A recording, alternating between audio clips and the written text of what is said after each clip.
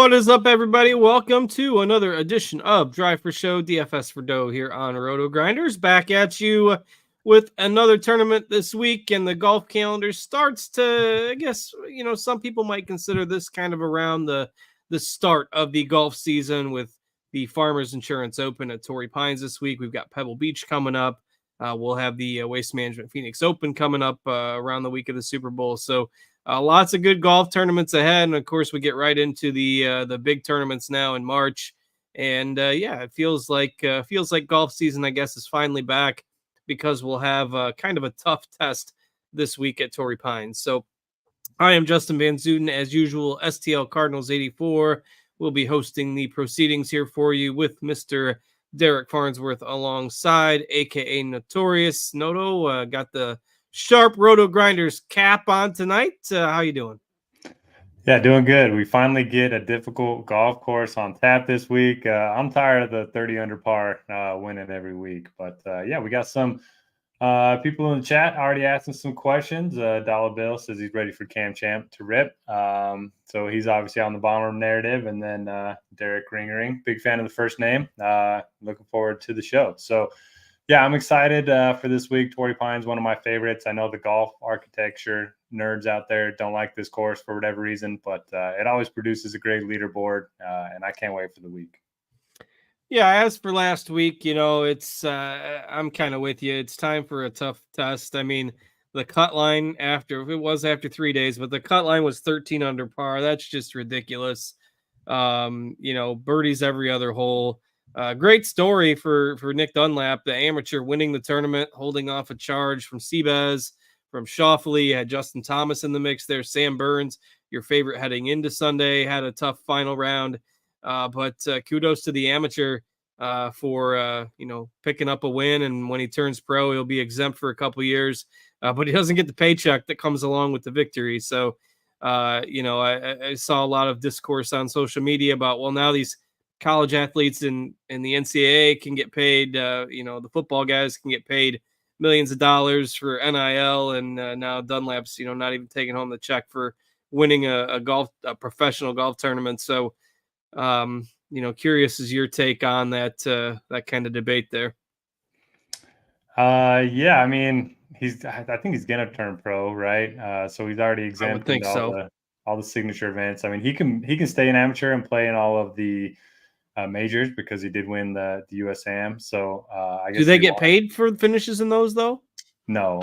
Okay, but I mean, he's going to be making a bunch of money from the NIL deals anyway. But yeah, I mean, I don't have a strong take. I guess you have to declare it if you want to turn pro before the event. So he couldn't have come out Saturday night and said he's turning pro. Turning pro, guys. Thanks. I mean, I think you should be able to at any point. But yeah, I mean, really cool story. I wasn't following too closely on Sunday just because once Justin Thomas hit it in the water twice on the par fives, my sweats were kind of dead. But I mean, for him to hold on, he lost the lead there on the back nine and then ended up getting it back because I figured he was toast at that point. Because Burns, went double on his last two holes, which is good in basketball, not in golf. But I saw a story on Seabass today. Apparently, he drank rat poison when he was a toddler, and that's kind of why he can't really talk that well. I never heard that story. I hadn't either. I hadn't until you just told me just now. So that stuff's no joke. I remember one of my family members' dogs got into some rat poison on a golf course, ironically enough, and he was sick for a long time. Obviously, dog and human, not necessarily direct correlation there, but that stuff can cause some lasting effects. So, wow, interesting. I'll have to check that out after the show. Yep. Any other takeaways from you? I had a pretty bad DFS week. Didn't have 66 in my main, and then none of my MME stuff really came through. Yeah, I had a couple of 6-6 lineups, but didn't have any burns. I had a couple guys that finished -12. I think 3. Lindheim was on like my 2 best rosters. He ended up missing by 1 stroke. I had some Lowry. He missed by 1. So it was a tough week. It was a very competitive week because nobody had Dunlap. So it was just a matter of you had to have 6 of 6 because there were so many birdies, even though, the course maybe played a little bit tougher on Sunday. Tough Sunday for Patrick Cantlay, who went from like top 10 to 52nd with a +4. So that was, another takeaway.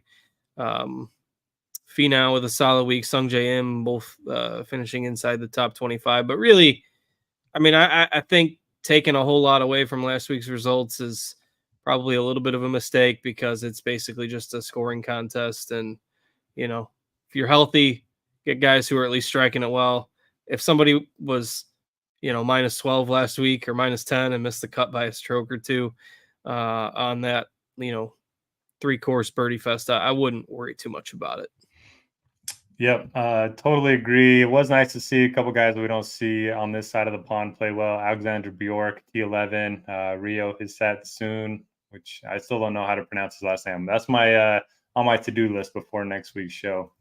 He also finished T11, and then Minwoo Lee was up there. So yeah, some good names there. And Justin Thomas was able to secure his spot into the first signature events. That's why he withdrew from this week's event.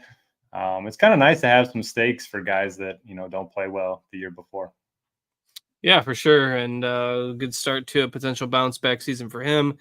We also saw Will Zalatoris and Daniel Berger both made the cut last week. They finished kind of middle of the pack, but positive signs from those guys coming back from injury, especially Zalatoris, who had a couple of really, really bad weeks since returning. So maybe he's knocked off some of the rust.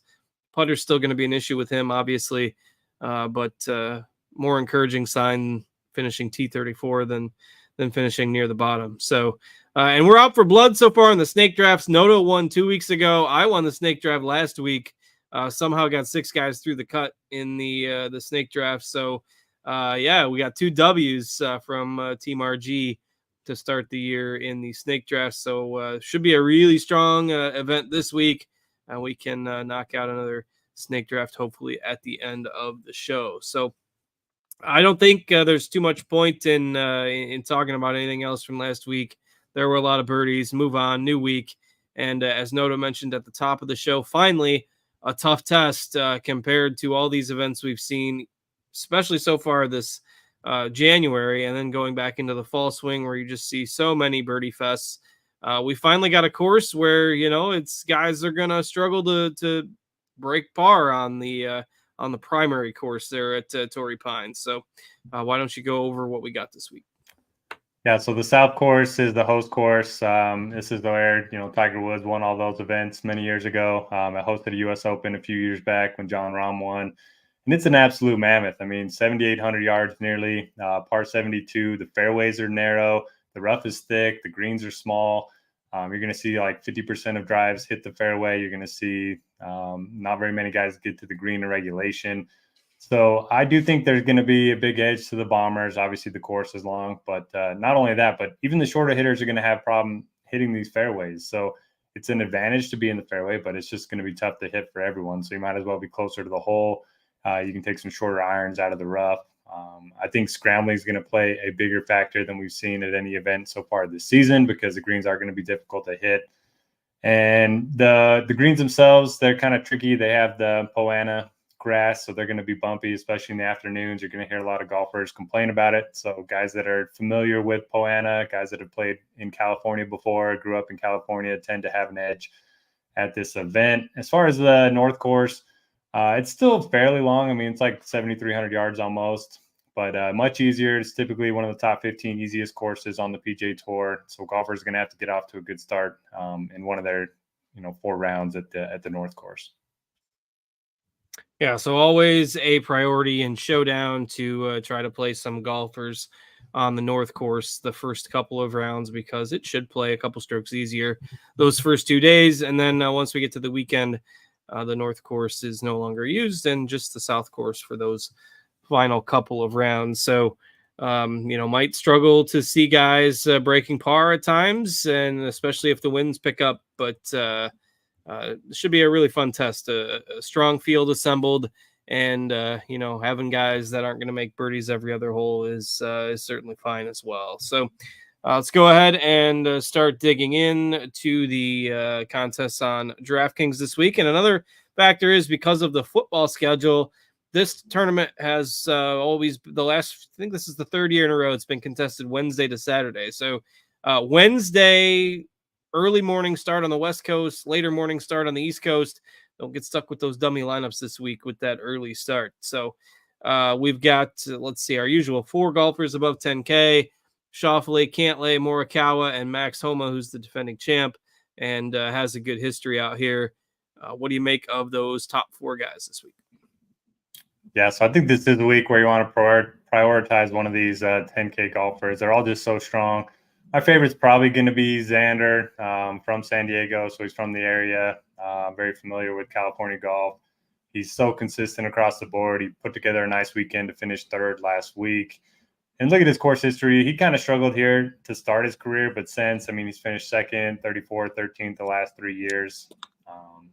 No issue with anybody else. Cantlay hasn't played here as much as some of the other guys priced up here, so I do think he's kind of going to get squeezed in terms of ownership. I think he's a nice pivot, nice large field MME play. Morikawa, you can worry about the distance, but I don't think it matters much. He's a guy that has gained a bunch of strokes off the tee at this event in particular. He does at a lot of events, but he's also finished 21st and 3rd here in his last couple starts. The form's been awesome coming in. And then Homa is obviously the defending champ. So can't really find a fault with any of them. I'll side with Xander because I think he's the safest. But, yeah, I like all 4 of them. Yeah, I think it'll be interesting, too, especially if some people maybe start to shy away from Cantlay a little bit because of that final round last week. Comes down to ownership for sure. And, I don't mind sprinkling in all 4 of them. I do like that 10K range quite a bit.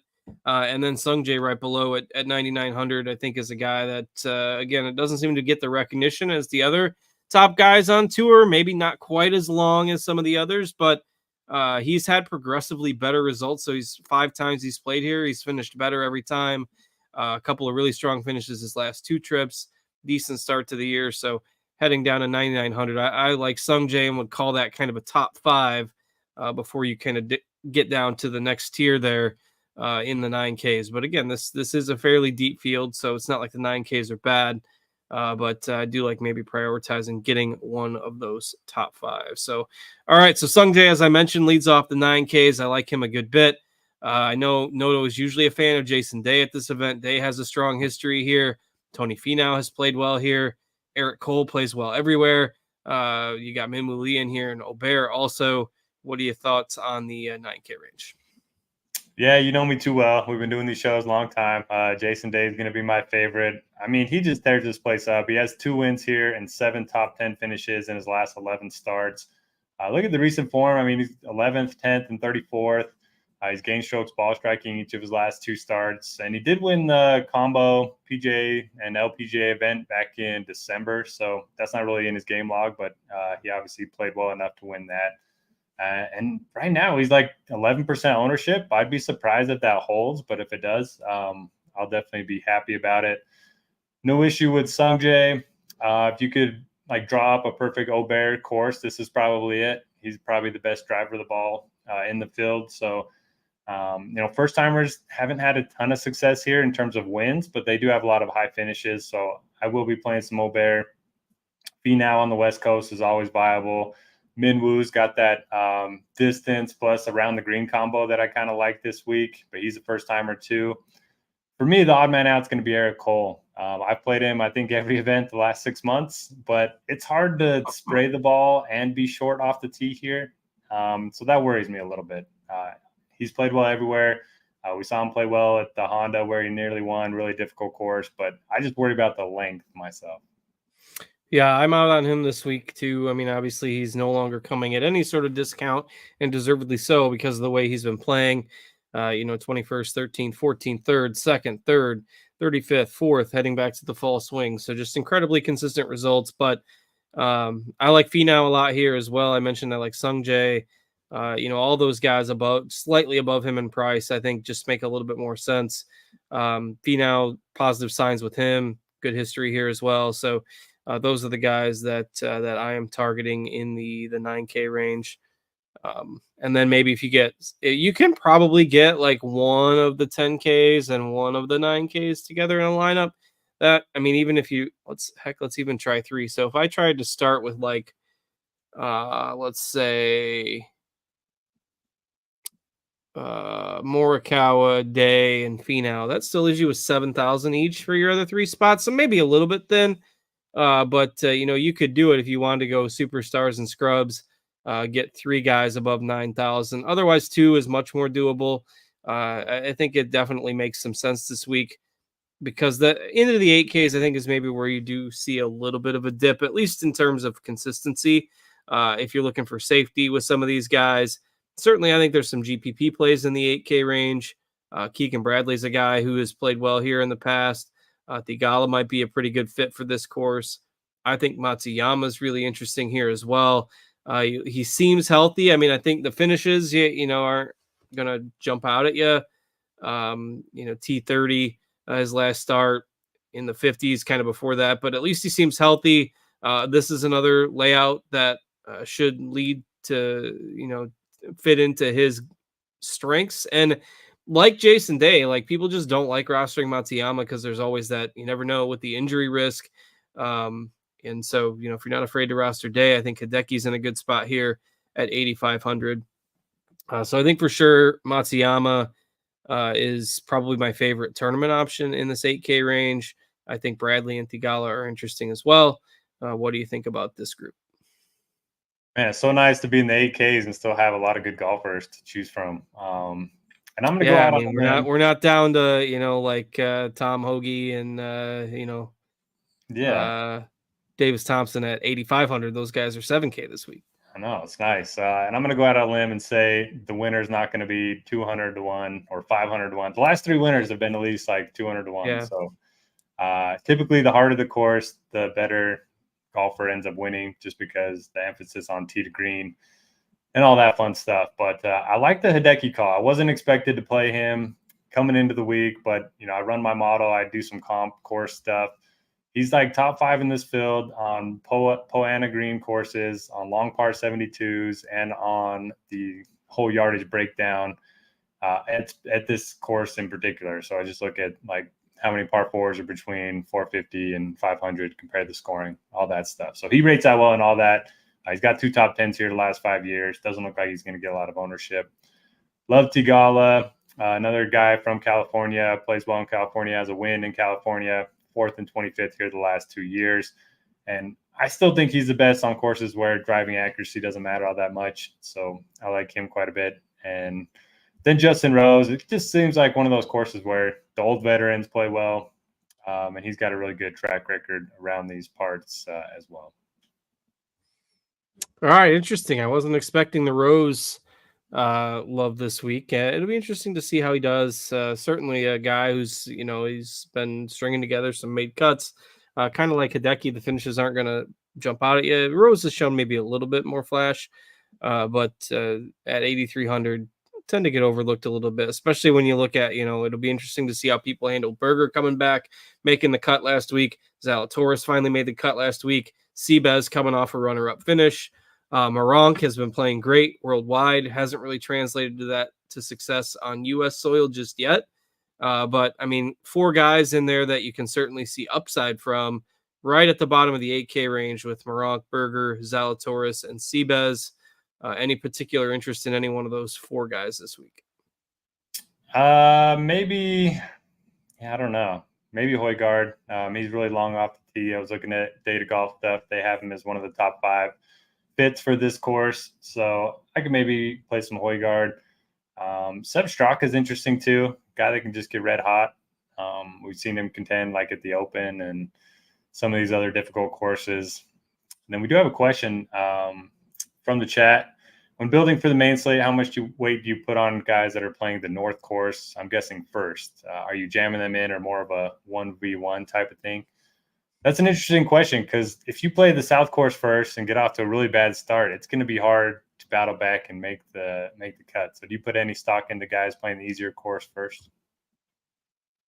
Not particularly. I'd be interested to see what the data shows for that over the years. I admittedly don't have that in front of me. But probably not a big deal. Like last year, I think it was last year, I put some stock into it because one of the first 2 days was like super windy. And so I remember we had the discussion of, would you rather play the easier course on the windy day, or would you rather play the harder course on the windy day? I think I settled on playing the easier course on the windy day. But anyway, it doesn't matter this week because they're calling for like 7 to 10 mile an hour winds every day. So it doesn't look like the weather's going to be a factor. Yeah, other than prioritizing the North course and Showdown, like I don't think that's a factor. I mean, if you're going to shoot +6 on the South course, you're not going to make the cut whether you do that on Thursday or Friday. So maybe it gives your line, maybe it makes your lineups look better after Thursday because all your guys played the easy course. But in reality, I really don't think it matters. Yeah, I'm right there with you. Unless you like have, I don't know, a head case, Billy Horschel or something where you don't want See, him. I'm not playing him anyway, so we don't have to worry about that. If he's even in the field, I don't know if he is because I'm not playing him anyway. If so he just is, play your favorite guys. yeah, he's 7,400 if you wanna ride the Horschel train. All right, but any interest in the other guys at the bottom of the 8K range? No Moronk, not jumping on Berger or Willie Z yet. Willie Z's tempting. Maybe include him in my MME this week. He did gain across the board in his 2 rounds that we have shouting data for last week. So putter wasn't an issue. We know he likes difficult courses. I almost won here when he lost in that playoff. So he's probably my favorite. When he lost in the playoff, he lost to Luke List a couple years ago. That was heartbreaking for me. I remember having a few bets on Zalatoris that week, but Luke List, perfect course for him, long off the tee. We know the putter's going to be a problem, but he's had pretty good results here and really pretty consistent results overall, especially for him. It's all just going to come down to the putter, and on a more difficult scoring course, I think it obviously sets up well for him. Andy's had success here. You've got Yeager, who's been super consistent in the upper end of the 7Ks as well. Ben Griffin, who I know Noto has liked over the past couple of months. Lowry missed the cut on the number last week at 7,900, but he tends to play better on more difficult courses as well. I've seen some Bo Hostler chatter out there this week. What do you like in the upper part of the 7Ks? Yeah, Lowry stands out to me. I think he's a better golfer than everyone else priced around him. I mean, he's $200 more expensive than Patrick Rogers, Bo Hostler, some of these guys. I mean, I like them this week as well, but he just seems a cut above. He tends to play a difficult golf course as well, and he doesn't seem to be getting any ownership. I think if he would have made the cut last week, he'd probably be higher owned. And prior to that, his 3 starts were all overseas. So anyone that's looking at like game logs or just PGA Tour results, they're not going to see that he finished 18th, 18th, and 3rd in those outings. So I do like Lowry quite a bit. I'm going to be playing a lot of Bo Hostler. He's a guy that my model loves all of a sudden. He's finally driving the ball well. His irons have been improving over the last year of play. And his track record here is up and down. But the last 3 cuts he's missed have all been on the number or by 2 strokes. So I think he's a pretty decent fit, given the fact that he's a good driver and scrambler. I'll leave Luke List to you. I'm not playing Luke List, but tell me why you're playing a chalky Luke List. Well, it depends on your perspective, I guess. But I'm gonna have enough lower ownership guys that the last time I tried the Luke List fade, he's not gonna make enough putts, and he goes out and wins. I just don't want to be the guy that gets burned by Luke List this week. And it's not like in the old days it was he would go say 25 miscut, 5th miscut. He's at least started to show more consistency. Like he hasn't missed a cut since the summer of last year, and he's got the win obviously at the Sanderson Farms. He's got 3 other top 25 sprinkled in there. So, I think he's probably a lock cash game play this week, and I'll just be even or slightly over the field in GPPs. And I mean, it's not gonna kill me if he wins, and it's not gonna be the end of my week either if he does terribly. So I'm not going to take a bold stance and just say I'm locking him in. But yeah, I'm not fading him this week on a course where distance is a benefit. So now you can queue up the missed putts. I'm so spurned by his I played him for like 10 years straight, never did anything good. And then I start fading him and he's just the best putter in the world. So yeah, I don't know. But we do have a question, and I've seen this in our Discord as well. the DraftKings has Showdown contests specifically for each course, but I can't find them on DraftKings. But if that's the case, it'll definitely make Showdown more interesting, because when they don't have separate contests for courses, everyone just fades the guys on the South course. I'm checking that now to see. No, I don't think. I think all of these are both courses. Oh, there's single course Showdown. I see. There's just PGA Tour Showdown, and then there's PGA Tour single course Showdown. Now Is that on your phone or on the desktop? No, I'm on the desktop one right now. I see snakes. I mean, it's not. Well, if you just filter by Showdown, and then, so what I did is I sorted by prize pool. There's not a lot of GPPs. There's not a lot of Showdown GPPs for the first round because all the classic contests have to fill, but there are some, like right now it's just 3-mans and head-to-heads, I think, and 4-mans that say single course Showdown. So okay, gotcha. That'll be interesting. Well, that's another layer of strategy involved this week. Though if you're just playing the single course, then obviously everybody will have the North or South course, and that'll only be for the first 2 rounds. So rounds 3 and 4 will be all contested on the South course. All right. If you're not playing Luke List, who do you like? And that's another reason why, I'm kind of playing him. I don't like a whole lot else than that. Like, I'll play the chalky List and everybody else can play the chalky Hostler. We'll see which side wins out. But my boy Ryan Fox is in the field. So A, if Ryan Fox is in the field, and B, it's a course where it benefits you to hit the ball a long way. Whether or not you do other stuff well or not, I will be playing some Ryan Fox. It has the potential to go well sometimes. It also has the potential to burst into flames. But I am a Ryan Fox stan, if you will. So give me some Ryan Fox at 7,500. What else do you like in kind of as we head to the bottom of the 7Ks here? Yeah, on board with Ryan Fox. I think he's a good course fit. He's never played here before. But I think he tends to play well in like majors and long courses. Also like Patrick Rogers a little bit. He's going to be kind of popular, but he's one of the longer hitters in the field. He's been up and down here, but does have a top 10, went to Stanford. So pretty familiar with California golf. And then moving down to the lower end, I think Pendrith is a little bit interesting, kind of a boomer bust guy, but he's a bomber. My favorite play is probably going to be Taylor Moore. He's only 7,300, 4% ownership right now. He's been playing pretty well. He hasn't played a lot since the Tour Championship, but he's got a T11 here, and he's got that nice combo of distance off the tee with putting. So I think he's interesting if you want to get away from some of the chalk in the lower 7s. Shane Crate's out well for me. I'll go back to Taylor Montgomery. I know he kind of fell apart on the weekend, but he's got 2 top 35s here. He's been playing better. The ball striking has actually been in the positive for a nice change of pace for him. Who are some of the guys you like? Yeah, I was going to ask you about Montgomery there because it looks like we got him about 12% ownership. So you can go back to your boy Hisatsuna as well at 7,500 if you want to do that. Another guy who's been playing pretty well.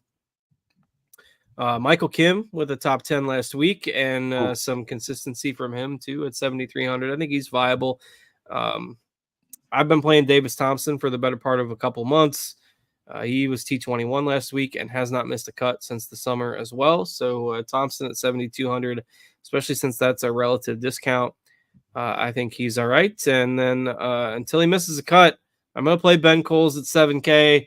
I know the finishes haven't been like outstanding by any means, but again, take last week with a little bit of a grain of salt because of, just how much of a birdie fest it was.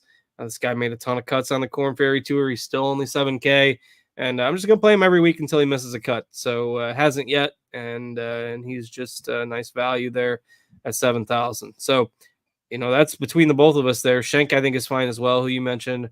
That's maybe 8 or 9 guys from 7K to 7,500 that are rosterable, and that's what makes getting maybe 2 9K and up options at least more viable this week than most weeks. Yeah, for sure. And Michael Kim, he went to Torrey Pines High School, and he was not happy with the PGA Tour leaving him off of the list of locals in their article Ooh, this week. So he's got is the personal narrative of all narratives. Yeah, so we got that going for us. Although we also have the narrative where if he tweets a lot, his game goes the wrong direction. So we got dueling narratives this week. We'll see which one wins out for sure this week. I like that. He's going to be motivated to go out and make sure he's on the cover of that PGA Tour media guide next year when it comes to Torrey Pines. So, all right, that takes us through the 7Ks. I do think at that point it kind of really dips. There's not a whole lot of guys in the 6Ks that you're getting consistent form from. I know we had the one viewer mention it's Cameron Champ week. He's missed back-to-back cuts, but it is a course where it helps if you hit a long way. So that is literally the argument for Cam Champ this week. He hits it a long way, but guys like Carson Young, we haven't seen as much from lately. Neesmith, I suppose you could make a case for, but he hasn't been playing that well. I prefer to stick to like that set low 7 range to get maybe 2 or 3 guys as needed, or to round out my stars and scrubs type of lineups. Maybe just one guy from down there if you're doing more of a balanced build. But anybody that stands out to you in here? Yeah, I actually do like the 6Ks quite a bit. I'll start with Vincent Norman, one of the longest hitters in the field. He was T44 here last year. He won last fall. Played pretty well overseas and a couple starts over there. So I like him at 6,900.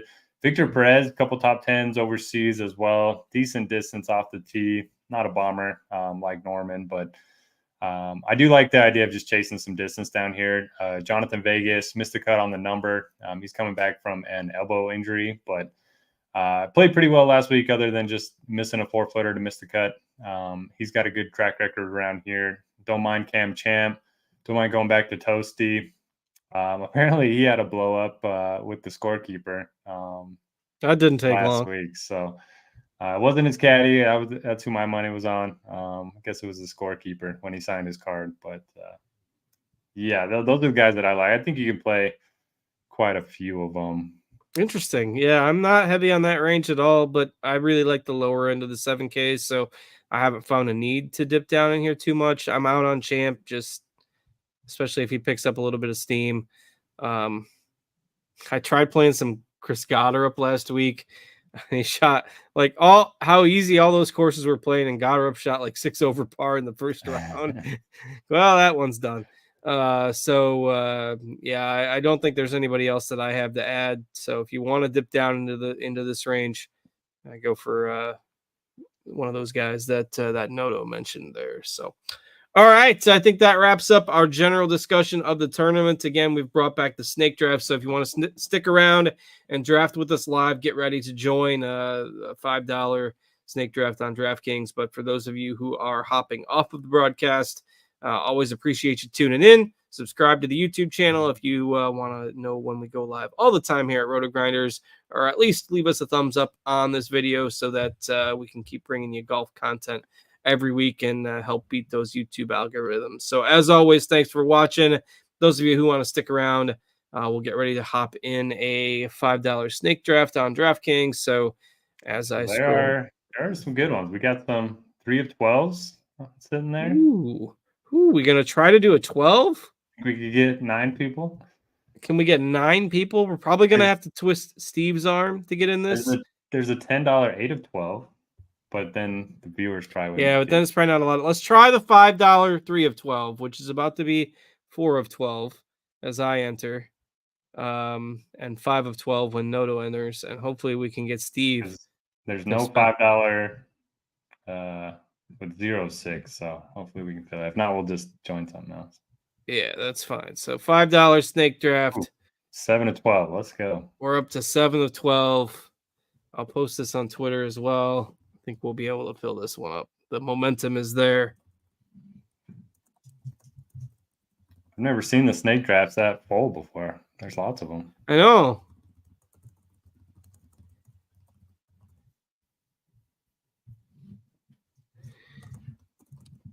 All right. So, who's winning the Super Bowl? My bets are dead, so I don't know. I had some money on the Bills and the Browns, but I think it's going to be the chalk, and then I think the Ravens get it done. I like to hear that. That's good by me. I'll if they win, I'll be a little more poorer in the wallet because I emotionally hedge every week, but that's all right. We'll take the Super Bowl win if that comes to pass. So my son was just happy that they finally won a playoff game because Lamar was like 1-3 in his playoff career. They lost with Huntley last year. The Cardinals have lost in the wild card round like the last 3 years. Ever since my oldest started following sports, like the 2 teams that I root for were like 0-6 in the playoffs. So he was happy to just experience a team winning a playoff game, but it shall be interesting with the Chiefs this weekend. All right, we're at 8-12. We're stuck. We're stuck here. To either we're stuck and we still are at 8-12, or my screen is stuck at 8-12. Do you still see 8-12? Yes. Yeah.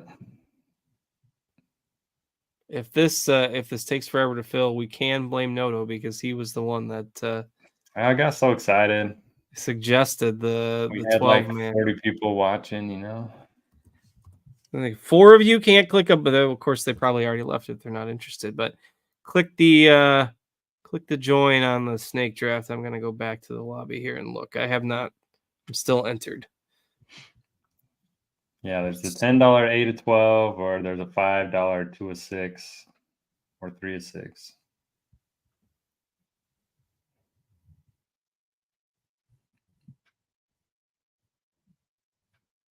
I'm curious as to what the roster looks like for a 12 man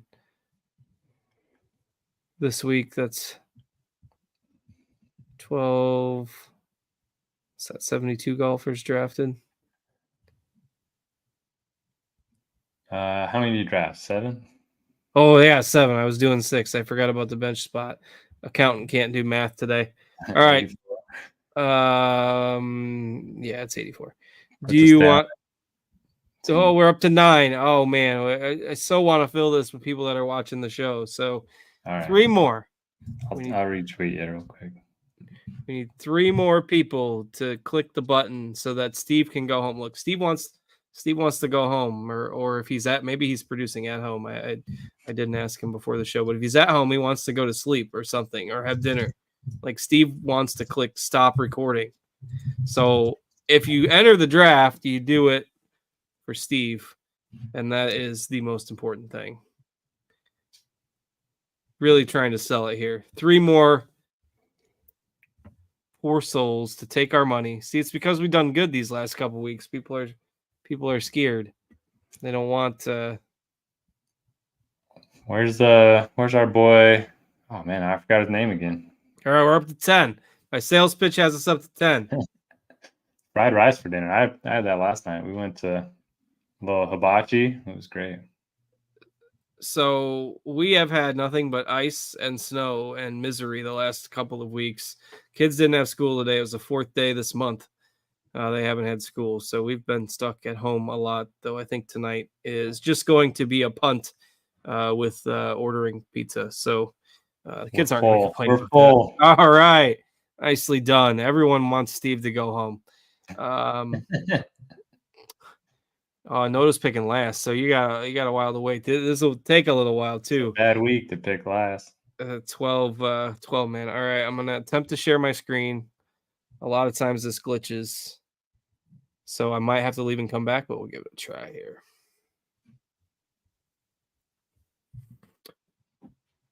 See who we recognize. I recognize a few usual names in here. We got a Steelers fan in here. Tug Rules usually joins us every week. D-Rock, I know I've seen a few times. So welcome. Gerg is in the draft as always, and we will probably have a few new faces. And so we got to go 84 golfers deep this week. So that's all the way down to like 84th guy is Francesco Molinari. Steve might be here a while. So last week's draft moved at a frenetic pace. So we'll see true. if we can keep the pace up here this week.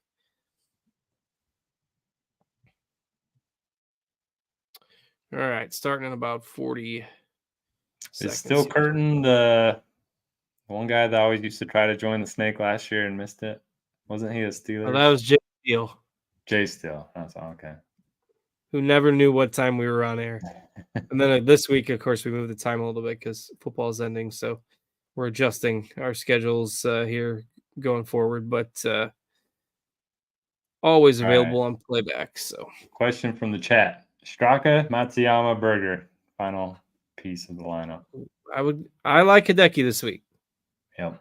I'd go Hideki, Straka, Burger if I had to rank them. Yep. JPB 2014, not a name I recognize. There were a couple people in this before we joined, so a lot of times it goes through a couple picks and you're not actively picking. It'll throw them on auto picks. So hopefully we don't run down the clock too much. I'll try not to run down the clock too much on my picks. I'm picking in the middle. Noto's picking at the turn at the end of the round, so he'll have back-to-back picks each time. All right, Xander goes first. Some people probably joined this and said, 2 out of 12. I'll go get some dinner and come back, and the draft probably won't fill for another few hours. And here it is. It's already rolling. So yeah, that's hard to just join and just wait for that to fill. Yeah, I mean, if you're gonna join and hang out, like you gotta have some pre-rank set, or you'll get stuck with the guy who withdraws. Though this week there really isn't anybody, so no real surprises in the early going. Everybody will get a fairly good golfer to start with this field being a little bit deeper. So I don't know if there's necessarily a great spot to pick compared to the others, but all right, chalk so far. All chalk so far. And I really like Sungjae and I really like Finau. So hopefully one of those two guys falls down to me. I'm 3 picks away.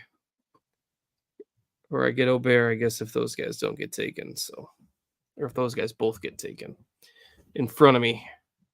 Steel Curtain is using up his whole clock. Probably one of the guys who was sitting here waiting. All right, he went with Finau. That's kind of who I was hoping to get at number 7.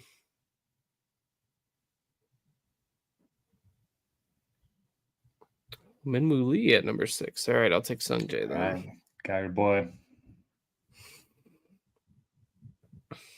Are you doing any one and done pools this year? No, every year I mean to get in one of those, and I know the Mayo one is huge. You do Pat Mayo's? Yeah, and I signed my dad up. That's what I gave him for Christmas. Yeah, it seems to have seen a few people post about that. That's pretty cool. Yeah, man. I mean, it's Pat's idea, but it's a great idea. My dad's he likes golf, but never been into DFS, so he's texting me every week about who to take. It's kind of so. fun. Is there like is it all like paid at the end of the year then, or is there a mid-year prize, or is there a weekly or monthly, or how's it work? Yeah, I think it's all end of the year. First place is like 80 grand or something. It's not a bad chunk of change. I have nothing. Jeez. Keegan Bradley is my best golfer. I said everybody's going to get somebody good, so that it counts. Yeah, all the Keegan tough and Rose. You wanted to do the 12 man. See, they penalized you, made you pick 12. That's the apples. I'll make it up at the bottom of my rosters. There you go.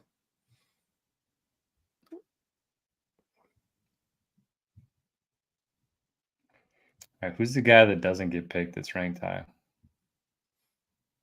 Well, how high? Maybe? Like everybody, or you just mean who falls the most?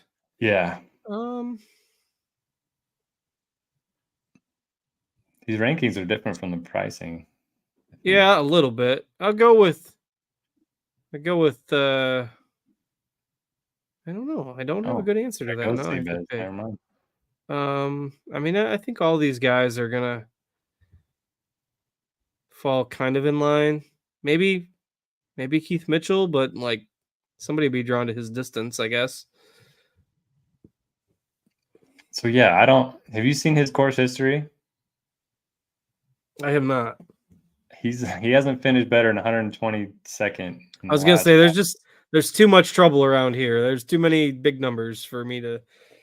It's just He hasn't weird. even. He crushed last week on Sunday. 62. That's a pretty good round. That's for sure. Yeah, I was gonna say I didn't think he was up there that high. Ended up backdoor top 10 there. Go back to the board here. The big board is truly big this week. All right, you're going for Willie Z. Almost took Hostler as my pick last round. He's still there. I think I'm higher on him than most, I guess.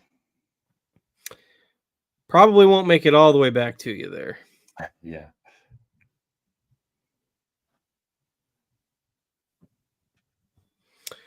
Lowry. A couple people I think that had joined before here at the back end, so they'll get thrown on auto draft if they expire the clock a couple times here. So it looks like the PGA Tour ended up putting out an interview with Michael Kim about Torrey Pines, so they're trying to. So they're trying to butter him up. They're trying to make up for their failure. It's not going to be good enough. He's still going to go for the revenge.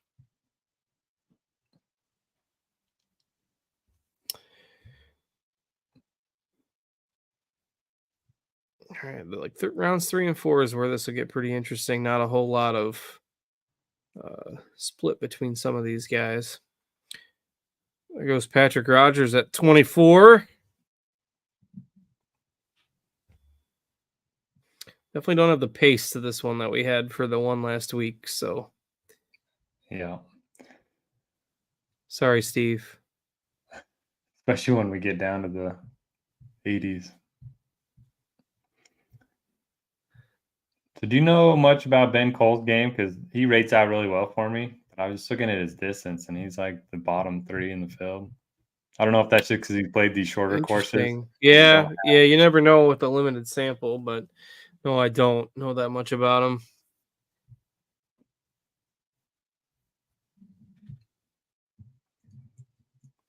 All right, we're rolling through round 3 now. So we've got Cantlay, Hostler, and Berger. So both Berger and Zalatoris are off the board now, and yeah, nobody's really fallen. So I said Mitchell would be the guy to fall. He's 24 in the rankings and hasn't been picked at 28. So I'm going to consider that a W.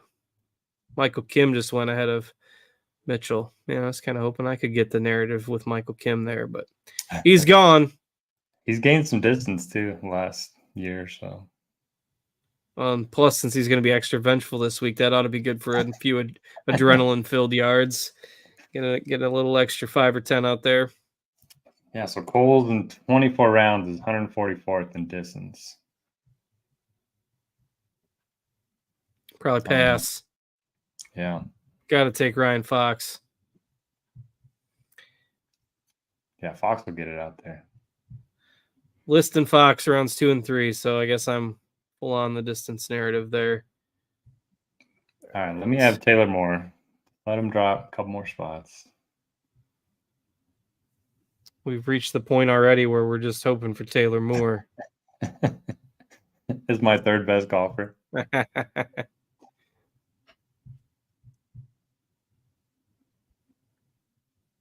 Oh, there he goes. There he goes. Not making it.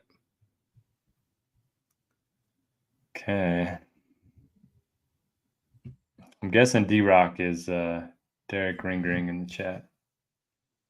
Yeah, probably. I've seen him on a few of our drafts before. That mood makes sense. Mr. Gerg is back. Said he played 25% of Michael Kim last week. Still did terrible. Yeah, that was me with Joel Embiid last night. Yeah, had a bunch of him and still got smoked. I'm shocked. So my wife is very much into sports for the average woman. I mean, she watches most of the Cardinals games and Ravens games and stuff, but I don't like have an NBA team that I root for. So I'll watch it like when it's on, or the big TNT games or something like that. I'll have it on, but she doesn't get into NBA as much as the other sports. And so I was telling her last night, I'm like, Embiid put up 70. And she goes, who? And I said, Joel Embiid. I said, he's like one of the best 5 players in the NBA. And I even showed her a picture and she had like no concept. And it surprised me because, you know, I can tell her about like, you know, Zay Flowers and stuff. And she knows exactly who that is. But Joel Embiid is a no-go. So we got to get up to speed on NBA a little bit, I think. Yeah, and then Cat put up 62 right after him. Yeah. I didn't even bother to tell her that after she didn't know who Embiid was. I didn't think Towns was worth a mention. So say the guy that was in a headlock on the floor. Maybe she knows him. Fall on deaf ears. Derek's asking, is Carpenter going back to the Cardinals? He is. So he signed for major league minimum. Like the Cardinals had said they were like tapped out on salary additions for the year, but apparently they have like a separate nostalgia budget. I'm being sarcastic here, but it's like they got to have some reason to is Wainwright and the farewell tour and Molina and Pujols, and I would bring back Matt Carpenter. I don't know. I have to ask Cheese if he had something to do with it because it's got to be something at play there. But I don't know. Bizarre to me, man. You lost 91 games last year. You got to go get some pitching. Got to run back the same team. Yeah, I mean, they signed Lance Lynn, and I almost said Luke List, Lance Lynn, and Kyle Gibson. I mean, Sonny Gray. That's pretty good comps, too. Both can blow up your lineup or win your tournament. Ball goes a long way sometimes for both of them. So, yeah, they got Sonny Gray. So, I mean, the pitching should be better, but not. Then you got the Dodgers spending $1 billion. So that's who the Cardinals play the Dodgers to start the year in LA. So I'm sure I'll be tilting right from the get-go when Ohtani hits a bunch of bombs on opening day, which isn't too far away. It's crazy. Only a couple months now. So you think you get a break when football gets done, and then baseball be here before you know it. So no rest for the weary. Yeah, it's funny. I got burnt out from baseball a couple of years ago, but then I stopped doing a lot of content. I only do a couple things for baseball now. Now I'm looking forward to it because just playing over the grind. When Yeah, I mean, it helps. I don't do NFL content anymore. We got enough other people covering that. I still do college, but yeah, I just enjoy watching football and just taking in the games these days, and a little more free time anyway until baseball starts back up. But tax season is going to be here, so the CPA side will be rolling here after another week or two. That's okay. If we're going to get a bunch of ice and snow and stuff, might as well do some work. All right, we're into round 5 now, so a few rounds to go. Woodland and Horschel go there at the turn. Woodland is another. Yeah, Woodland can send it out there, but we haven't seen a ton from him over the last couple of years. Could be worth a flyer. There goes my boy Ben Coles. Seeing him go there. Got to figure out who I want to take here. It's usually the part of the show where we say, "Oh, he's in the field." Yep, we're getting there for sure. You see Scott Stallings? He was like, yes, I did. He pulled the Keegan. It was a little easier to pull the Keegan last week because the cut line got so high, but he can get out there. Has he been good here? I'll let you know. I'm next. I got to figure out who I'm going to take here. I'm going to go with Bjork. He's fine here. Nothing special. So Bjork is like really short off the tee. Played well last week. I'm balancing this lineup out because I got Fox and List in there. Okay, I like it. He can be my bench guy. And there's a chance I don't have one guy make the cut. I don't feel great about it. Keegan or Rose is Hendrith and Shank. Noto wants to do the 12-man and immediately hates his entire lineup because he got stuck picking last. It's a deep field too. Yeah, those are the lineups that you end up, getting 5 guys or 6 guys through, and then you're gonna you're going to cash at the end of the day. And extra cash because it's a 12-man. You're on the clock, by the way, just in case you didn't see. Otherwise, you're getting stuck with Dunlap. Somebody took Norman already? Although the other Norman Jong's in the field. There we go. He missed on the number last week as well. He was close. Been playing a little better.